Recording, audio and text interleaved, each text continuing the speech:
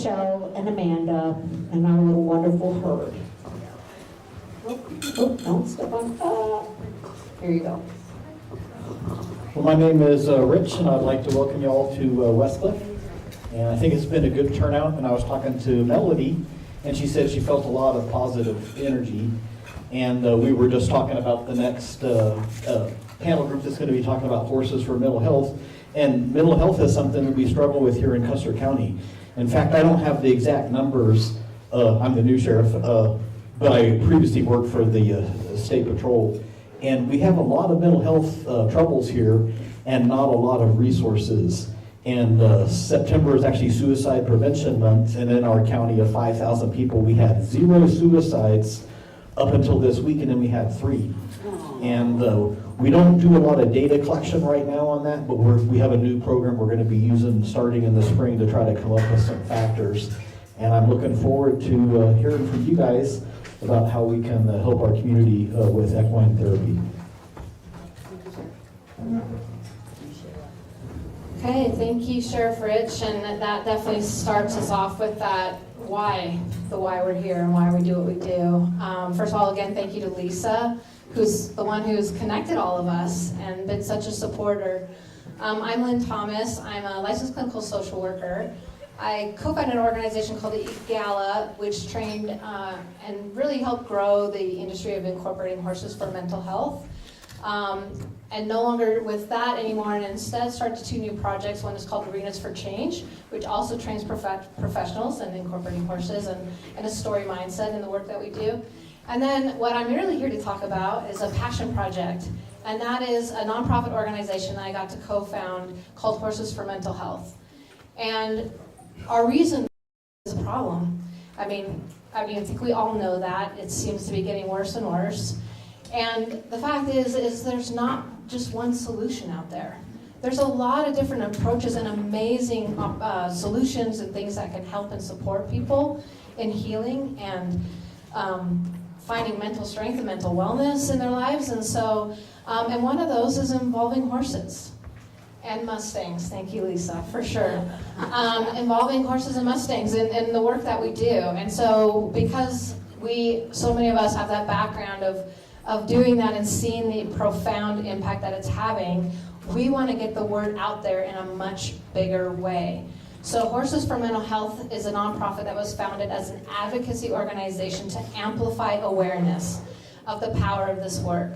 And the way that we're going about doing that is a collaborative effort. We're joining in with all the leading organizations in our sector, American Horse Council, of course, Ecos Film and Arts Fest, where we share the passion of spreading the message of getting the word out about the power of horses, Horses Human Research Foundation, and many different organizations. We've collaborated together, and we're doing an annual campaign. There's a banner up here about that called the Seen Through Horses campaign. This is a peer-to-peer awareness and fundraising campaign that we're also supporting and working with programs who are providing the direct services. And what we're doing is each May, Mental Health Awareness Month, we all gather together and we create videos, we do social media posts, we reach out to other wonderful supporters. And by doing that, by working together, our voices are louder. And when our voices are bigger and louder, that makes a difference. Not only that more people will be aware that this even exists, but it also helps us raise funding and support these programs who are working so hard to provide these incredible life-changing services. So we were founded in 2021. We were able to do our first campaign. It was a week-long campaign we did in October of 2021.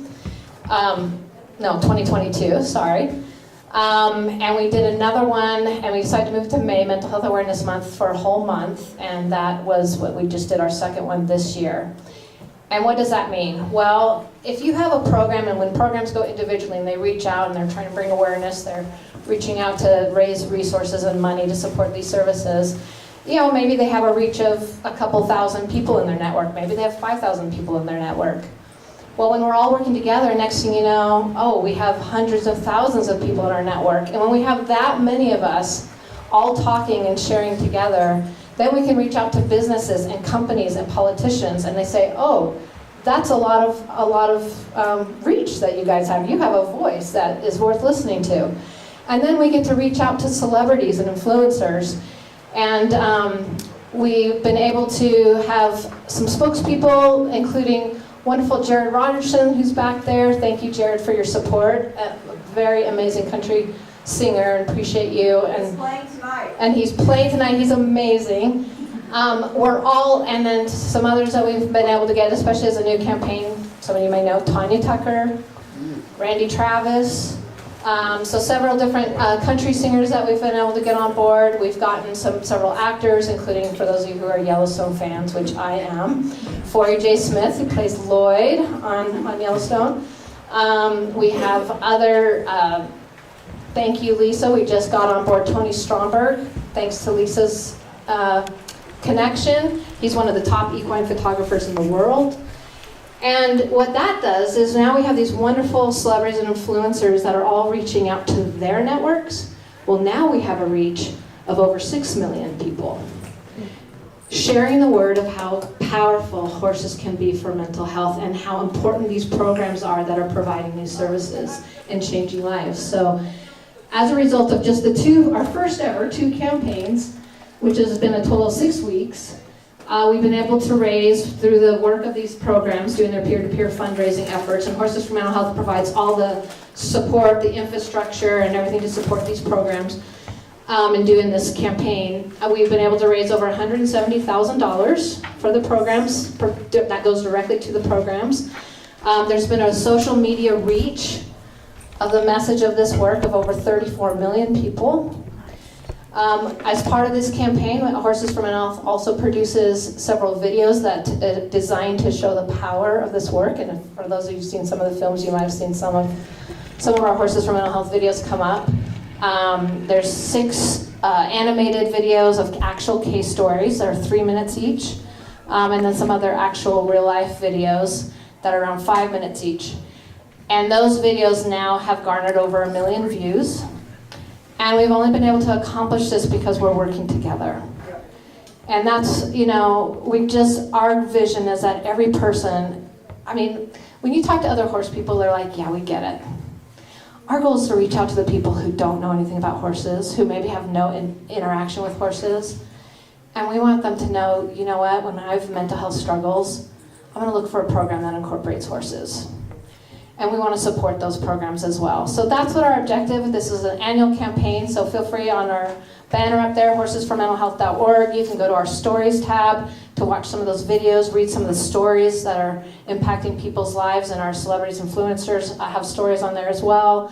Or you can go and support the campaign that will be happening next May and choose a nonprofit or choose one of these many wonderful programs, including 2 that are about to speak here in a little bit, to support them and the great work that they're doing. So thank you guys for listening and what we're working to do with Horses for Mental Health, and we know that each year it'll grow. We have an amazing team that have done these kind of campaigns, including the Global Citizen Project, which, if anybody's familiar with that, New York concert that happens each year, raises billions of dollars to combat world poverty. Well, nothing like this has been done in the equine industry. And we're like, you know what, why can't something like that happen and get the word out there about the power that horses can bring to our lives? So I'd like to then pass it along to the amazing programs that are actually providing the direct services and changing lives. And which one do you guys want to? Okay, Amanda. Never short for words. Well, I do want to start by thanking Lynn. Lynn is truly a pioneer in this industry. And Lynn, you pioneered the model that started equine therapy, and now you're pioneering in a different way, which is awareness. And so my name is Amanda Held. I'm still serving in the Air National Guard. I did 4 years active duty. And I was living on the Air Force Academy when I had my first encounter with wild horses. And I got out of the military because we had 2 young children, and I was literally going to pay more in daycare than what I would have made staying in. And it wasn't really what I wanted, and so I took that transition incredibly hard, and I had a lot of suicidal ideation. I had extreme depression, a laundry list of diagnosis, was basically told that I was treatment resistant and that I was never going to be fully functioning. And by the grace of God, I was introduced to a wild Mustang named Shelby that I adopted. I still have her today. She's actually 20 years old. I adopted her as a yearling, and I always say it's all her fault. But she was really the catalyst in my healing, and a lot of times I get the question, like, how does a wild horse help you want to live? But at the time I didn't know why, I just knew that I felt better, and it gave me the momentum to get where I am today. Knowing everything that I do today, I know that a horse will not connect with you if you are not authentic. And so what Shelby gave me as I was just going through the gentling process was the ability every day to step into my authentic self, and she was that barometer to let me know where I was at.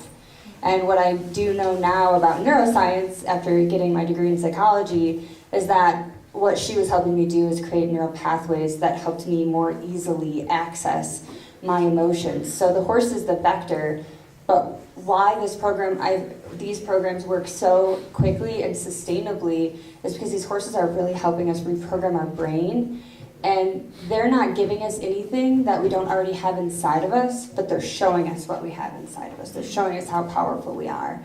Because anytime we rely on something outside of ourselves, we haven't actually healed. It all has to come from within here.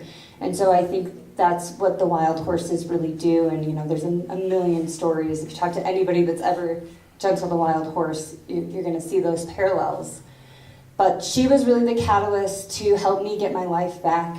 I was in not a great relationship. I had no confidence. I was completely lost. And as I continued to gentle Shelby, I became more empowered. And it allowed me 20 years ago to take control of my life. And I was able to, I have not been on any medication or anything for a very long time. I have not struggled with depression in over a decade. So the results are really sustainable. And it was really the catalyst for me to start this program to help other veterans. And I think when we started the program, I had no idea it would ever grow to this level. Like, I just wanted to help one veteran. And then one turned into two, and two turned into 20, and 20 turned into 200. And as of this year, we've helped 450 veterans and family members. And I think, there are people that love the stories, the testimonials, which we have many of. But a couple of years ago, people started asking me about data. And so we started to collect that data in hopes to share it with other programs, because we're unique, but we're not unique. And what we're finding is that in a self-report survey, these veterans are reporting a 99% reduction in isolation, a 76% reduction in substance coping, and an 86% reduction in suicidal ideation. And I love to collect data. I don't process it, but I did send it to a doctor that does. And one of the things that she pointed out to me, because not everybody that comes to Hoops is suicidal, but as she was looking through, she said, you need to look at your mode data. And every single veteran that put 100% for suicidal ideation left with 0, and we now have 4 years of sustainability. So that's super inspiring and super exciting. It's also super overwhelming.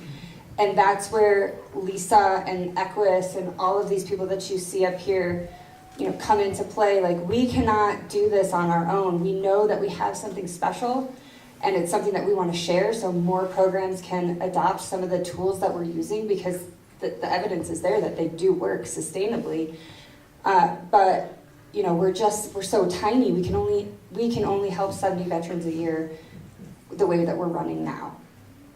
And it really was driven home to me as well, and I'm going to get really vulnerable up here, and I want to speak for other people, but we decided to rescue some wild Mustangs from the Sacramento. And in January, my husband Justin and I embarked on this journey across the country, and I love to have impact, so I thought, well, I don't want to just drive to California. How can we up-level this so that other programs can benefit too, so we can get our message out to the world? And so I decided to, with the help of the amazing Lisa, the connector, we set out on this journey, and a lot of times we didn't even know where we were going to stay the next day.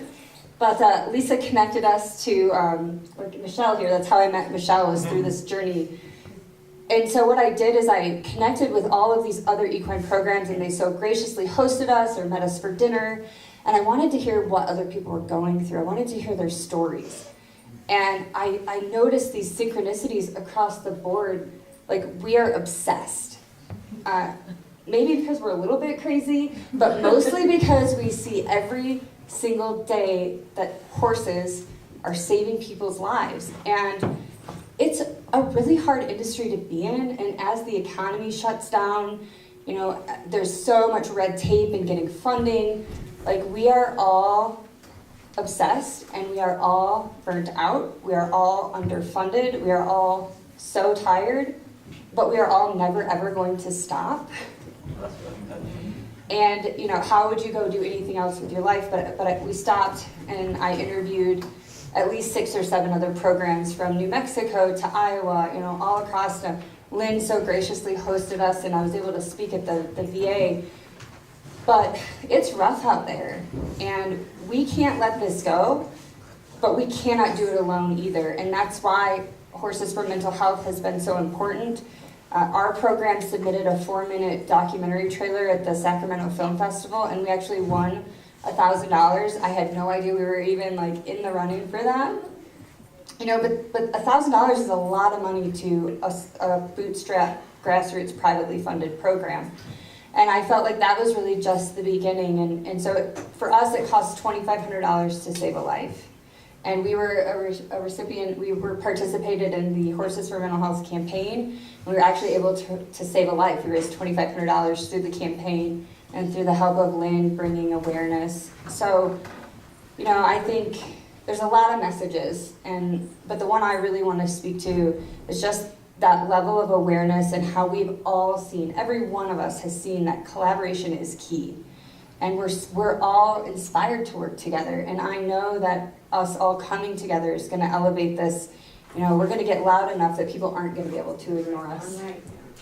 So whether it's somebody that wants to contribute and save a life of a veteran through supporting one of these programs, or a struggling veteran, we've gotten so many people that have attended the program, and we fly people in from all over the country. And we've actually had someone from England, someone from Germany, someone from Mexico, and someone from Canada also attend the program. And that's only because we're all sharing each other's Facebook posts. We're all campaigning. We're all rooting for each other.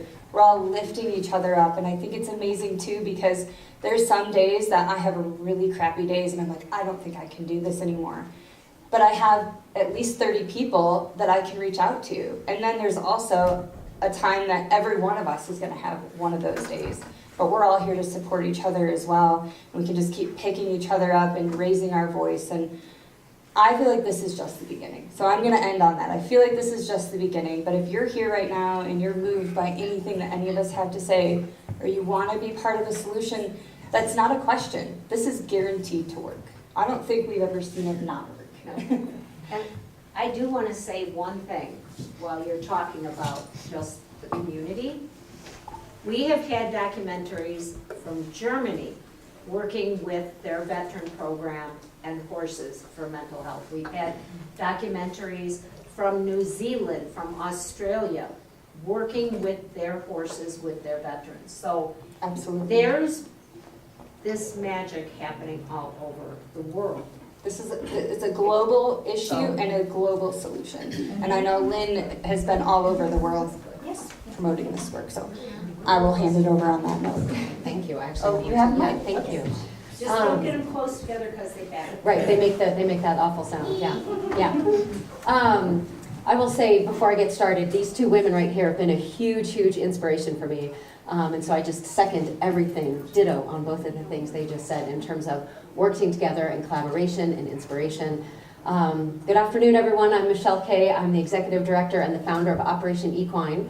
And we are currently serving over on the other side of the world, kind of on the front range, in between, all the way in between Erie. We work out of one barn in Erie called Allegiance Ranch and Rescue, and another barn, Praying Hands Ranch, down in Parker, Colorado. I'll be introducing one of my colleagues here in a moment. But one of the things, can I see the hands of all the veterans in the room, please? Thank you. Thank you. Can I see the hands of all the spouses, partners, boyfriends, girlfriends, siblings, kids, everything of veterans? Yes, thank you.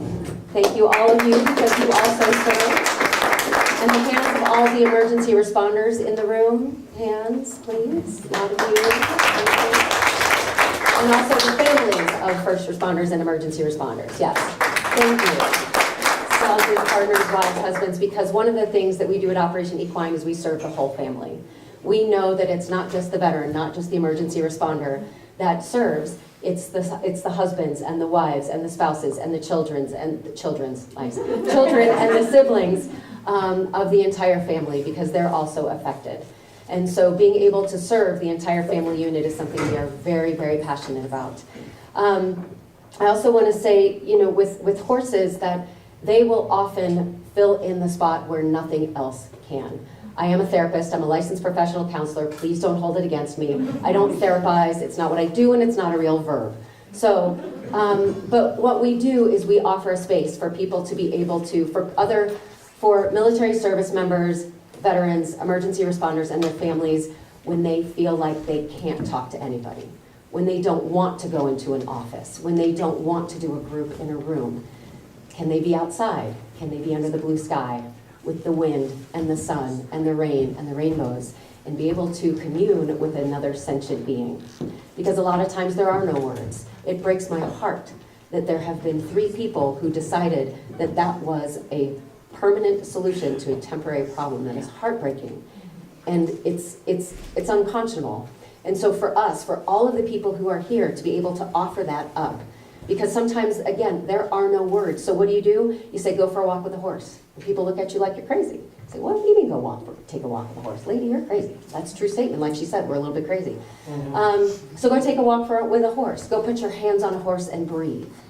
And so sometimes when there are no words, and you go take a walk with a horse, and you put your hands on the horse, and you feel their breath, and their warmth, and their heartbeat, and you put your ear to their tummy and you hear their gurgling sounds, which is the happy sound of a horse belly. All of a sudden the jaw relaxes and the shoulders drop and the breath gets softer, and there's often tears in the eyes when there weren't before. There was the clenched jaw, there was the leg that's always going, right? And so by being able to be with people outside with the horses, being able to teach them how to regulate their nervous systems, how to breathe, how to let go, how to be able to breathe through their feet, breathe through their tailbone, breathe through their entire bodies, because we don't just exist from here up. And when you can watch a horse, when you can say, okay, because they come in sometimes to us, right? Jaw clenched, chest forward, yeah, I'm here, yeah, I'm cool, I got this, right? And you're like, you are lying, right? But come on anyway, because I love you. Because we always tell all of our participants, we pre-love you. You can't offend us. Just come on in and just spend the day with us. Just give us a minute, right? Just give us a minute. So they come in, right, the jaw clenched, the, arms crossed, 1,000-yard stare, yeah, whatever, lady, we're here because we were voluntold to come, so we're going to be here. And for a minute, we just have them watch the horses. Just watch them. Watch their ears, watch their eyes, watch their breath, watch their tails swish. And that's where it starts. And then they start getting curious. And then they start asking questions. And then all of a sudden, their face softens a little. And you see their shoulders drop a little, and they actually start breathing. Like, okay, now we're getting somewhere. Let's just start there. And that's just when they walk in the barn in the first hour. So one of the groups that we work with is the Marcus Institute for Brain Health, and they're up in Denver. They're connected with CU Anschutz. They have a 3-week intensive outpatient program for veterans and emergency responders with PTSD and TBI. And so we get them for a whole day, and it's wonderful. And so they come in, it's a cohort, they do all kinds of therapy. Like I said, there's different things that work for different people. Sometimes it's art therapy, sometimes it's hunting, sometimes it's fishing, sometimes it's kayaking, sometimes it is the horses, sometimes it's dance therapy, sometimes it's breath work, sometimes it's the medicine, the different alternative medicine work that's going on. Whatever your way in is, let's just start somewhere. So with us, you start with the horses. And so with this group, they come in and we start with a breathing exercise. And sometimes they get triggered out just by the breathing exercise, because there's horses roaming around at liberty, which means there's no lead ropes, there's no halters, there's no nothing. There's naked horses walking around. And a lot of people have never been around a naked horse. They've all seen them, they've gone on the trail ride, and they've got they've got all the fancy, they got the saddle, and they got all the leather and all the pretty things. They hop on the horse and they ride, and they're like, good job, Spot. And then they go on a trail ride and they come home and, whatever. But so this is the first time that a horse has been allowed to be given the choice to come and go as they please. So we had this one participant a few weeks ago. He was so terrified it took him a half an hour to get in the building. No joke, not even Jewish exaggeration here. Like, it took him a half an hour to get into the building. So he finally comes in. He finally comes into the arena where everybody else is with the horses, and he's standing there almost at parade rest, right? And he's not breathing. He's just standing there, chest forward. And he was not a big guy, right? And so he's just chest forward, barely breathing, and he's frozen. And one of the horses, and he's the horse that was the low man on the totem pole, he comes right up to him and he's staring at him. He's just literally like feet from him, and he's just staring at him.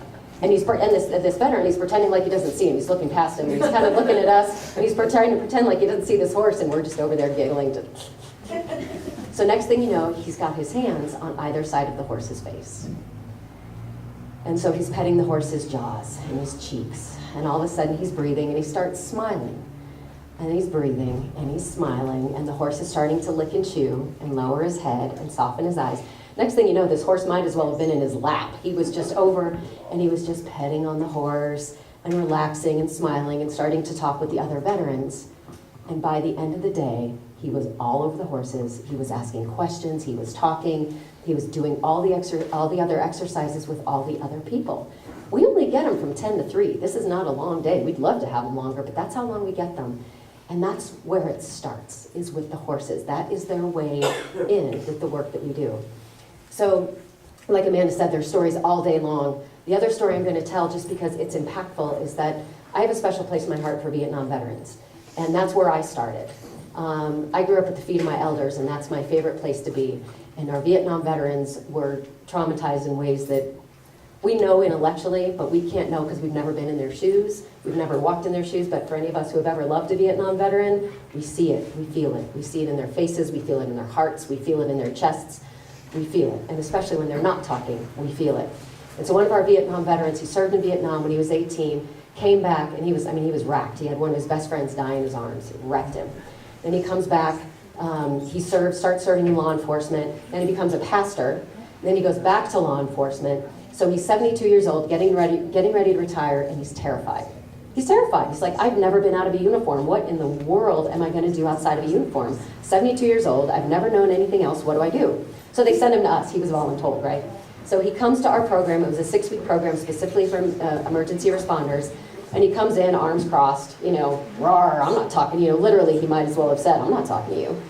We know this, right? So we start doing work with the horses, and he paired up. He chose one of the oldest horses who's getting ready for retirement. He's kind of fuzzy, he's kind of old, a little grumpy himself, but he was there and he was present. Next thing you know, over the next few weeks, this guy, his name is Steve, I've been given permission to use his real name because we tease him about being one of our poster children. He's Marine, so he was, once he drank the Kool-Aid, he was in. So it took him 3 weeks, and by the 3rd week, he was coming early to group, and by the end of that group, he was bawling. He was absolutely bawling. And we said, what's going on with you? And he said, it was the horse's eyes. We said, what was it about the horse's eyes? He said, he forgave me. I said, what do you mean he forgave you? And he said, my friend who died in my arms, I'm able to forgive myself, and he forgave me. So now we're all losing it. Not a dry eye in the house. And we're just sitting there weeping because after he hadn't told his story in 60 years or something. And he was finally able to find some forgiveness. Not that his friend who died would have ever not forgiven him, but he felt the forgiveness. So after a few weeks, he went down for a while, right? We were talking with his therapist at the vet center, and his therapist said, what did you do to him? He said, I don't know, is he okay? So we start talking with his therapist, and next thing you know, after a couple of weeks, and we had him and his wife out to the barn, started doing some work with him and his wife. Next thing you know, the man was writing poetry on Facebook. A Vietnam veteran, right, who's also been, law enforcement, who's also been highway patrol, who's done all these different things. He was MP, in the Middle East, all of these things, writing poetry on Facebook. He decided to start taking his meds, which he really needed to do. There is a time and a place for meds. There's a time and a place not for meds. There is also a time and a place for meds. He was taking his meds. His wife was like, oh my gosh, I've got my husband back. So then we started continuing to do work with him and his wife, and he started getting healthy again. He started playing with his grandchildren. He started lifting the blinds in his house during the day. I'm not exaggerating. This is what happened after a 6-week program on Saturdays. So the impact sometimes that the horses can reach people when they're not otherwise reachable. Because it's not always about talking. It's about feeling. It's about remembering we have a body beneath our clavicles. Because so often we're just living from here up. And when there is trauma, and when there is grief, and when there is loss, and when there is survivor's guilt, who wants to feel that? Who wants to? It's terrifying. And if we keep it all inside, it's going to eat us up. It is going to eat our guts and our hearts and our bodies and all of our organs. And so we've got to start getting it out somehow. And the horses know things that none of us do. They will show up when we don't know how, when we have no words. The horses, they'll stick their nose right in your gut, or they'll come up to your heart, or they'll come right up to your face, or they'll start sniffing around. They will tell you unapologetically when you are full of it.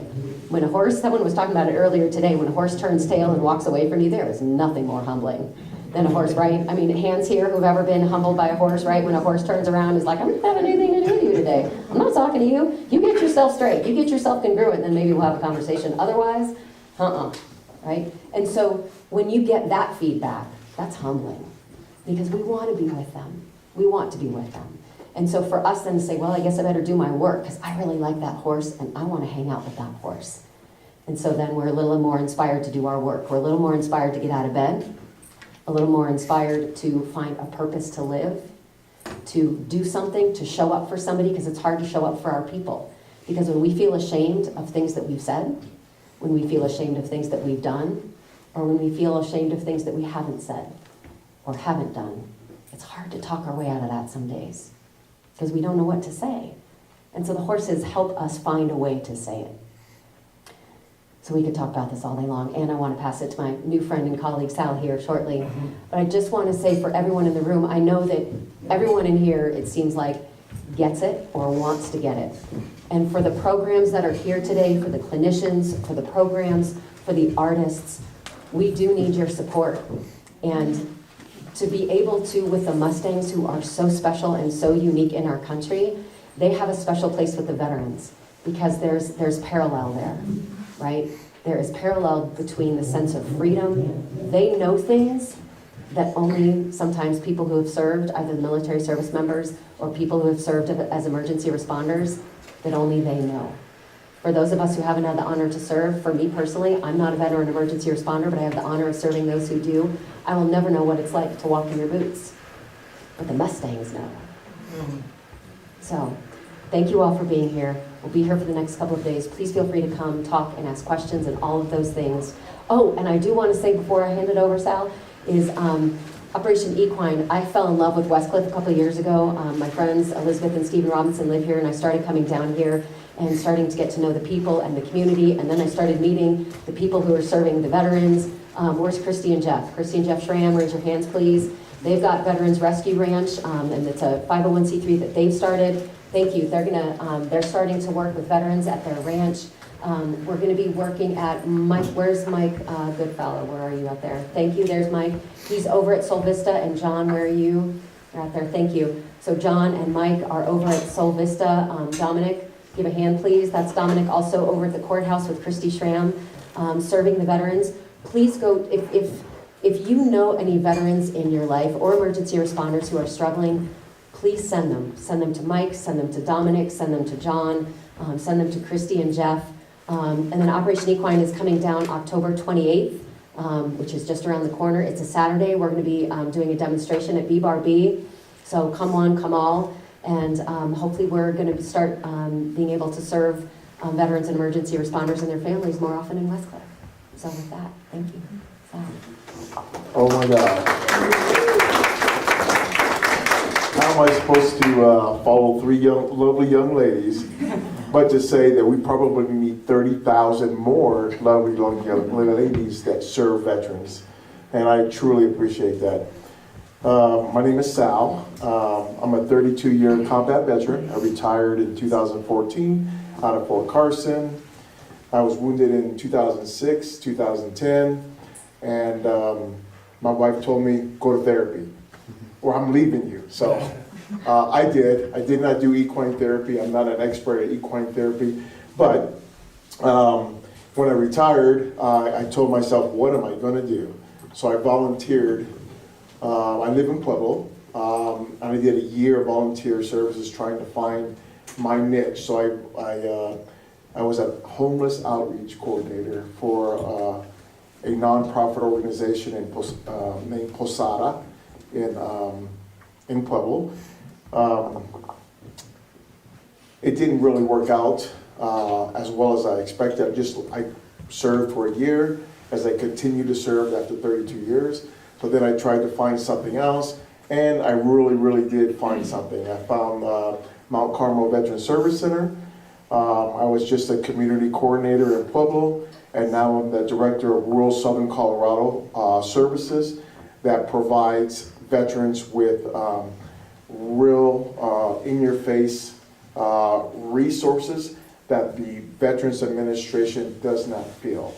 So as Christy, Jeff, and Dominique are partners, I know for a fact that just hearing Dominique's name, not only in Westcliff, but where he used to work, fantastic veteran service officer that is in your face trying to service the veteran and the family member. Christy is brand new to Mount Carmel Veteran Service Center, and I can tell you for a fact that her passion is what I had when I was a little younger as well.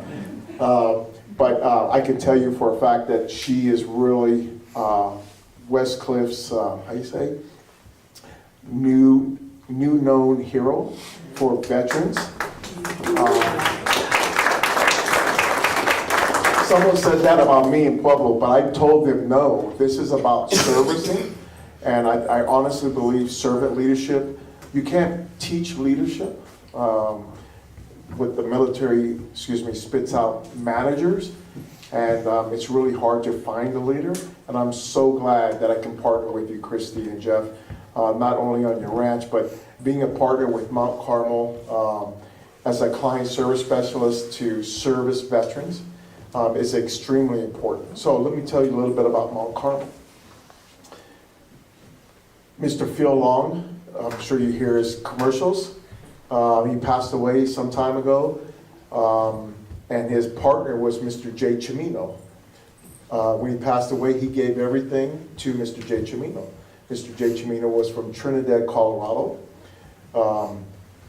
And the first thing he did was he wanted to build a health and wellness center, and he built it. It's in Trinidad right now. His second vision was to build, he's a United States Marine Corps veteran as well. Also, Mr. Phil Long was also a veteran as well. He flew off the USS Enterprise 28 times and fell in the ditch twice. So the vision was there, and I'm hoping I'm saying this all correct, because I've heard it many times. But Mr. J. Chimino talked to Mr. Bob McLaughlin, who was the garrison commander at the time, at Fort Carson. They hooked up with each other, and J. Chimino's vision was, I want to build a Mount Carmel Veterans Service Center in Colorado Springs. He made that happen, and it's an extremely fantastic campus that services all. I want to tell you, and I'm very serious about this, all of Colorado, but we're taking city by city. So right now, we're in Colorado Springs with state funding, some federally funding, and a lot of fundraisers that help support the staff and the veterans and family members that are there. We also do OTH, which is other than honorable discharges as well. We have a lot of veterans that maybe I kicked out as a command sergeant major, but not learning or learning in the future of what really the impact was. So Bob McLaughlin's vision was to expand into Pueblo. And if you know Pueblo, it's extremely hard to get into the arena of Pueblo or in Westcliff. It's who you know and the partners and relationships that are being built within the city. So I believe, as the new director there, is that the relationships that I've built, we are a really strong, formidable veterans organization that really makes an impact, not only with the veterans, but with the community as well, because it's their community, and without them, we are non-existent as well. So, wow, what do we do next? Bob asked me. I said, yeah, okay, well, let's go back to Trinidad and build a partnership with the veterans organization. So we're in Trinidad. We need to go into Westcliff as well, because we know the per capita of veterans that are here is extremely high, and we need to make an impact. So, Christy, with the partnership and relationships with organizations, we make things happen. And AmeriCorps, I'm not sure if anybody knows who AmeriCorps is. AmeriCorps partnered with Mount Carmel Veteran Service Center as we provide services here in Westcliff. And we're trying to get into Glenwood Springs, Monte Vista, Alamosa, and a bunch of other rural counties. What do? Here's what we do. We have a next chapter program where a veteran can talk to a veteran on a phone call. Anybody knows a veteran might not know a counselor, but he does know the veteran, and the veteran kind of understands what's going on, should know what's going on. We also have a military veterans and family services program. In the Army, it's called Army Community Service. It's a program on active duty soldiers, Marines, airmen, Coast Guardmen, everybody, where there's a program that kind of helps off with financial assistance, not only on food insecurities or paying bills and things like that, but that's what the Military and Veterans and Family Services program does. We also have a transition and employment program, not only for veterans, but also transitioning active duty servicemen and women and family members. So this is what Mount Carmel comes. This is what Mount Carmel brings, and this is what Christy brings. So I listen to her every Friday. Give me an update, Christy, tell me what's going on. And all I hear is her passion about what she does. So again, my hat's off to her and the Westcliff team, because we know that Mount Carmel will not exist without the community and the county veteran service officer, because the county veteran service officer is very specific in service to the veteran and trying to get the service-connected disabilities correct and accurate. But I can tell you that the Mount Carmel Client Service Specialist is extremely tied together to try and service that veteran and family member. So that's just a little bit about what Mount Carmel is all about, and I hope I answered some of your questions of why Mount Carmel is here.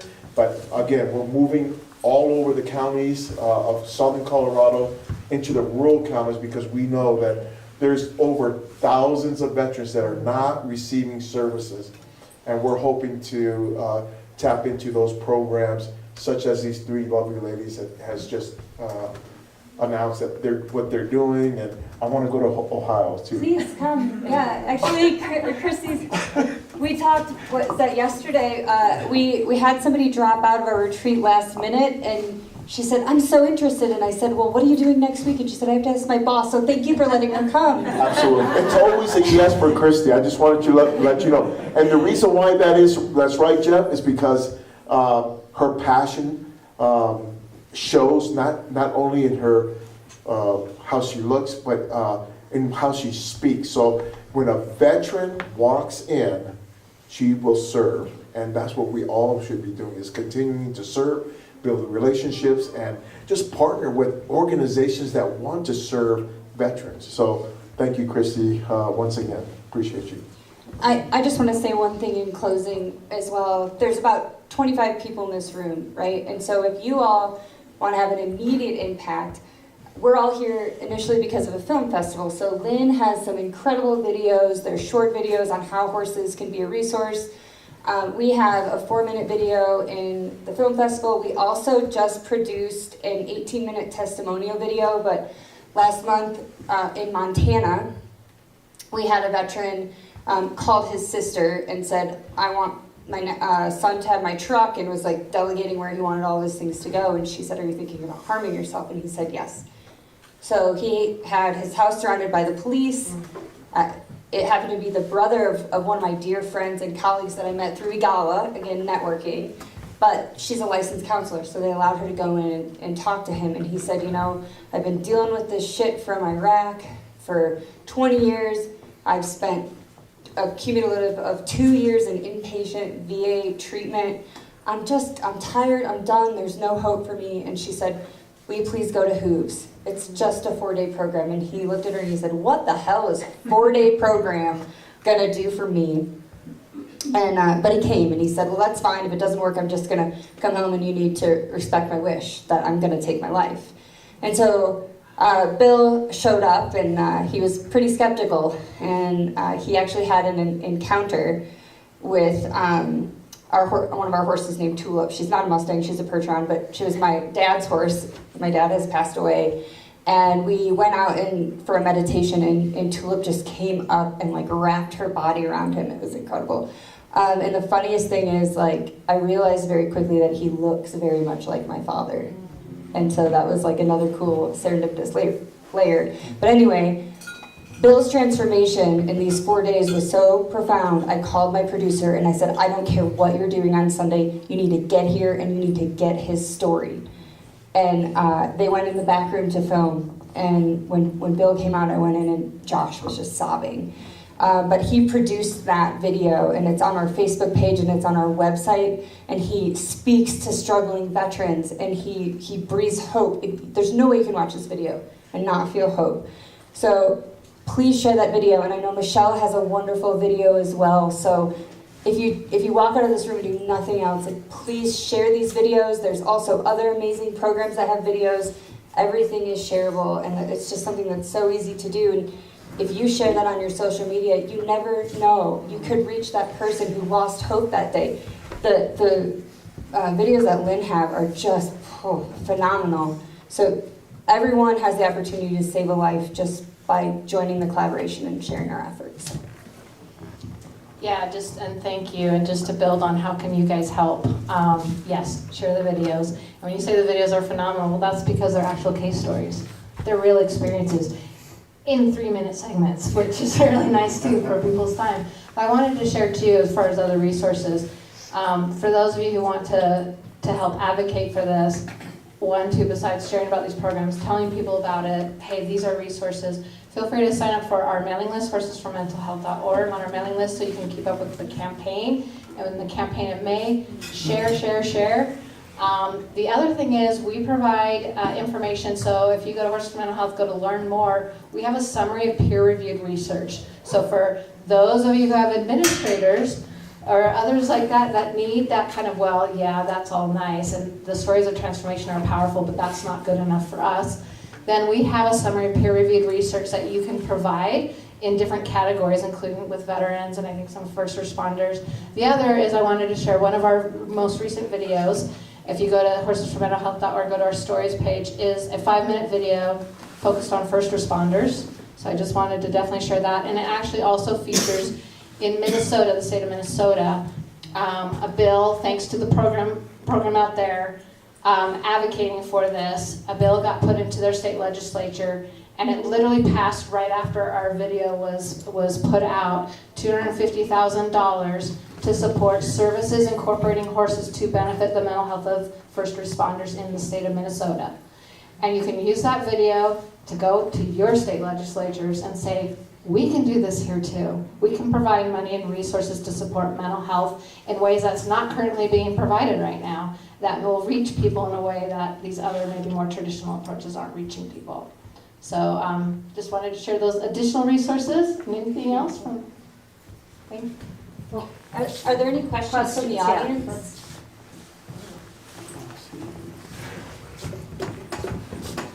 This program's been about vet services for veterans and first responders. And I'm wondering if you guys are aware of services for just kind of the people on the street, the adults on the street. I've heard of other programs for adolescents. It feels to me like there's a gap for just people on the street, regular adults with mental illness, especially serious mental illness. And serious mental illness. Yes, absolutely. So we also heard that need, and we've had a lot of people reach out, see our videos about the veterans and reach out to us. We have started incorporating civilians, just anyone that has a problem. We don't have funding for it.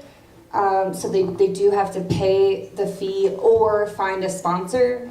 But we hear the need, we see the need, we're working on it as we get bandwidth. Our hope is to get more funding to just help anyone, but we do have, in June every year, we do a retreat for civilians. They don't have to be military affiliated. Yes, there are programs in every state, so you can Google, you can reach out to us to help you find services. Some of our videos that are case stories cover the wide range of different types of issues. So there's 6 animated case story videos that, again, you can share and let your neighbors know and say, hey, look, this is how this helped someone else. One of our other new feature videos is about a program in Oakland, California, serving inner city youth. So again, it doesn't have to just be rural areas with horses. We can bring it to the urban areas too. Oh, and I should say too, some of these programs that include licensed psychotherapists may accept insurance as well. So that might be an option. You can check in with those programs. What she said. Yeah.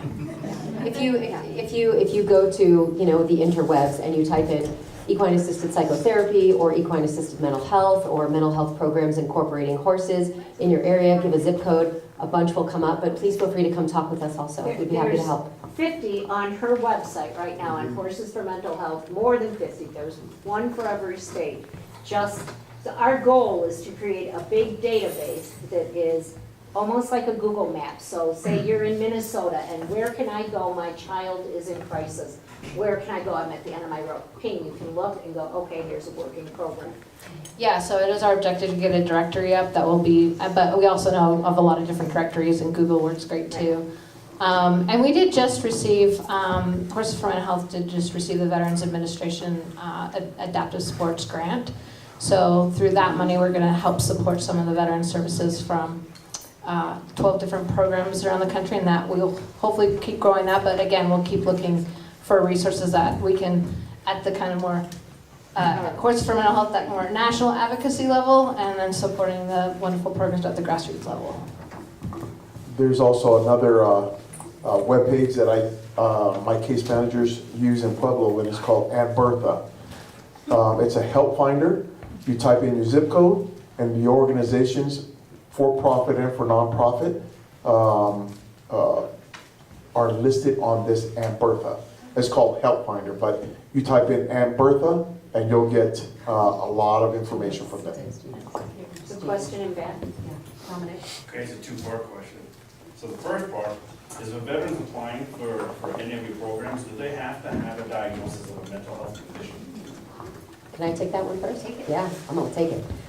No. No, absolutely not. Just like my wife. Ditto. That's ditto. Yeah, ditto, right. And one of the things that Sal said about dishonorably discharged, or if their DD 214 is not quite up to snuff or whatever, I don't care. If you say you're a veteran, and we're on the honor code, personally. If someone's going to play that card, that's karma coming back to somebody. But if you come to me sincerely with your hat in your hand and say, I have served our country, our community, as an emergency responder, as a veteran, as a spouse, as a family member, come on in. Okay. Same. And if you need help bad enough that you're willing to lie about being a veteran, we'll just help you too. The horses will help with The horses will help with your level of authenticity. That's right. So the reason I'm asking about that is, and this is the second part of the question, a lot of the veterans that come into my office, I normalize the conversation surrounding mental health. I'm not a licensed clinical social worker. I'm not a psychologist. That's why I keep a box of Kleenex on my desk. But I normalize the conversation. A lot of these veterans don't want to talk about mental health because they're afraid of red flag laws. We run into that problem. So our program is actually non-clinical and it's nature-based. So we don't do therapy. We don't provide any therapy. It's all a curriculum that we teach, and we teach self-healing through nature. So we don't report anything. So there's none of that is an issue for us. But have any veterans come forward and expressed that concern with you all while they're there? The mental health concern? Well, that's why they're all there. I'm just saying, like obviously they're struggling with PTSD, depression, anxiety. They don't want to get a clinical diagnosis because they're afraid of red flags. Oh yes, yes. I have to dispel that myth. Yeah, and early on, we started out as a therapy program. We started out in partnership with licensed therapists, And the reason that we left that is, I tried a lot of different therapists, and nothing, therapists are so important. But we quickly realized that the veterans were like, I want to work with you because I'm a veteran, but I don't want that other person in the room. And so it was a huge barrier to care. We don't call what we do therapy. It's not, we're literally not doing therapy. There are therapeutic effects to what we do. But that was something, that was a barrier early on, a huge barrier to care, especially when we started the program 15 years ago, because it was a lot less accepted than it even is today. But yes, so we're non-clinical, nature-based healing intensive. We don't report to anybody, and we just give you nature. I'll just add to that too. It's one of the reasons why it's self-pay, why it's for us suggested donation only. And so because we're a 501c3, it needs to either be low cost or no cost. And so for us, we say $25 suggested donation. I have people give me $0. I have people give me $15. I have people give me $50 and say pay it forward to the next person because we have a sponsorship fund. So because it's on a sliding scale, suggested donation only, and self-pay, there's nobody for me to report to. Yes, I do my therapeutic notes, but that stays between me and my filing cabinet. So there's nobody that we have to report to. No, I was just curious if veterans have actually stated to you all that they're afraid to go get that clinical diagnosis. Absolutely. Out of fear of having the gun taken away, which is nothing. Yeah. No, that's. We have a question. Thank you. Yeah. Thank you. My goal for this valley, I'm not only a retired fire captain in EMS for 40 years, but I'm the wife of a combat veteran, Vietnam, dog handler, Agent Orange, 4 different major issues from that, plus PTSD. And so we've been down this road, a long, very bumpy road. And my goal to address all of that is to take the VA and to take the BLM and to put them together in this valley. So I want those horses. I see them every day in those pens in Canyon City. I want them, and I want them here. Working on it. And I want that I was going to say, talk to George, and I want please. that VA to pay for it. And so I'm in full support. Don't want to be I on need what's your going help. on. So are you talking to Director Kilman? This is just happening. The Yeah. goal of this festival this weekend is to bring the awareness and the conversation that we're having right now to this issue, to this need in this space. And good Lord willing, and the dam don't break, that barn up on that hill is gonna end up being a facility for this. So if everybody puts some mental All energy. the personalities that are on that stage Yeah, right we there. need- are Now key. there's too many people who know how much horses help. We have plenty of ranches here, plenty of them. Right, Sheriff? Steve RB. Let's fill them up. I've been traveling on and off with Lisa for years, and when we moved to West Cliff, I was in Denver, and I said, we should do one of these in West Cliff. And I told her we had a veteran population here, and I said, it's great to do a festival, but I would like it to have purpose. And I've been a Mustang advocate for 14 years, and the pairing of the equine with veterans is so amazing.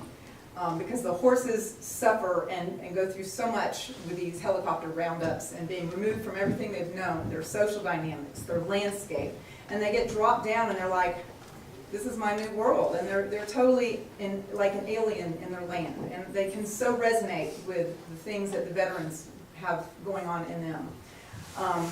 Personally, I am like so overjoyed to see what's happened. Claudia and I had started this conversation early on. It's bounced from Claudia to Michelle to Amanda to John to now all these new people that have literally come up out of the surface over the last month. So I just feel like this is the first time Lisa has done an event. She's done a lot of events, but this is the first of this one of this kind. And it has been phenomenal from the get-go. It's been a bitch getting it together, I'm going to be honest with you. But the synergy and the energy and the stuff that has manifested without our interference has been supernatural. And it just tells me that what's happening here is really cool. And I'm just so appreciative of all of the people that have come. We've got trainers that have come from across the nation, veteran services that have come from across the nation. They aren't getting paid. We didn't raise enough money in this event. We're lucky to just feed these guys. And it just tells me that the passion and the desire to see this stuff grow nationwide is so overapparent, it's not even funny. We're going to do this again next year. We're going to be in Denver in February. We're going to be in Albuquerque in November. But they're giving Equus and the Mustang Summit, the platform for the whole evening, for the main event on Friday night. So let's wow them with what, I mean, if all there was 5 stools sitting out in the middle of that arena, and horses walking around, and veterans and first responders telling their stories, well, there's a show. I mean, we have an opportunity to share, to tell everyone. And you talk about your films, the 3 ladies up there with films. The power of those films is the fact that you can put them in a little email and ship them off, and somebody opens them and goes, I get people crying. I watch everything that comes in. And sometimes I'm just saying, like, I can't even talk, or I'll call Julianne, I'll go, oh my God, I can't believe what I just saw. And it doesn't matter where it is, in what part of the world. The horses heal the heart. And the horses need healing. Yes, and the horses. It's a twofold process. You know, these Mustangs, we've got 6 yearlings out at this BRB ranch. These little babies were born in captivity. They have no idea what a social dynamic herd looks like. They've never gotten to experience who they really are. Their tails are chewed because they've been weaned, and it's this needy thing. And when you go, you're going to see short little tails on these babies, and it's because they've been nibbling on each other. And it just shows you. We don't want any of them to go back to We home. don't, So and we have 3 that we have adoption papers going in for. We need 3 more people. If you have a space and you have in your heart and want a Mustang, these little babies are getting really great starts. We need 3 more people. Before they go back to holding on. Before they go back. Yeah. And gosh, they're not But going back tonight. By the way, stop but- talking to my wife. I tell Lisa, this is a twofold process. It's good for the veterans. These horses are here to give, but as much as they give, when they find themselves deposited in these foreign environments, they are lost. And they have so much to give, but they also have so much to heal because of the trauma that they've endured through these roundups. And so it's a wonderful partnering of horse and person. 4 applications are in now. We only need Amanda, 1 you got more. Yeah. So we have